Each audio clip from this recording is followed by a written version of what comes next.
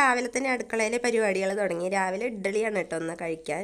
ഇഡ്ഡലിയും ചിക്കൻ കറിയാണ്. ചിക്കൻ കറി തൊമര വെച്ച ചിക്കൻ കറിയാണ്. അപ്പോൾ തൊമര ഇടുമ്പോൾ ചിക്കൻ കറി സാധാ വെക്കണ പോലെ തന്നെ വെച്ചിട്ട് അതിൽ തൊമര കുതിർത്തി ഇട്ടുന്നതാണ്. അപ്പോൾ നല്ല ടേസ്റ്റ് ഉണ്ട്. തൊമര വെള്ളത്തിലിട്ട് കുതിർത്തിയിട്ട് വേവിച്ചിട്ടാണ് കേട്ടോ ചിക്കൻ കറി കൂടെ ചേർക്കണത്. അപ്പം നാടൻ കോഴിക്കാണ് തൊമരക്കിട്ട് വെക്കണ കുറച്ചും കൂടെ നല്ലത്. ഇഡ്ഡലിയും ചിക്കൻ കറിയും നല്ല ആവി പറക്കണ ചായയായിരുന്നു കേട്ടോ രാവിലെ. പിന്നെ അതൊക്കെ കഴിഞ്ഞിട്ട് ഭയങ്കര ജലദോഷമാണ്. അപ്പോൾ ജലദോഷത്തിനൊന്ന് ആവി പിടിക്കുകയായിരുന്നു.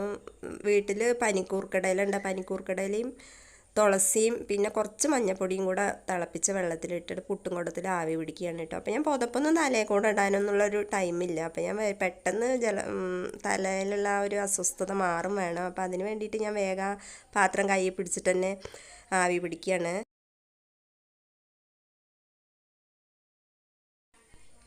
എപ്പോഴും വിക്സൊക്കെ ഇട്ടിട്ടാണ് കേട്ടോ ആവി പിടിക്കില്ല. അപ്പം ഇന്ന് വിക്സ് ഇടാതെ ഞാൻ ഈ പനിക്കൂർക്കടയിലും മഞ്ഞപ്പൊടിയൊക്കെ ഇട്ടിട്ടാണ് ആവി പിടിച്ചിട്ട് തുളസിടലി ഇട്ടു. അപ്പം അതിന് വിക്സ് ഇട്ട് ആവി പിടിക്കണേക്കാളും നല്ലതാണ് ഇങ്ങനെയൊക്കെ ചെയ്യുമ്പോൾ. പെട്ടെന്ന് നമുക്കൊരു ആശ്വാസം കിട്ടും ചെയ്യും.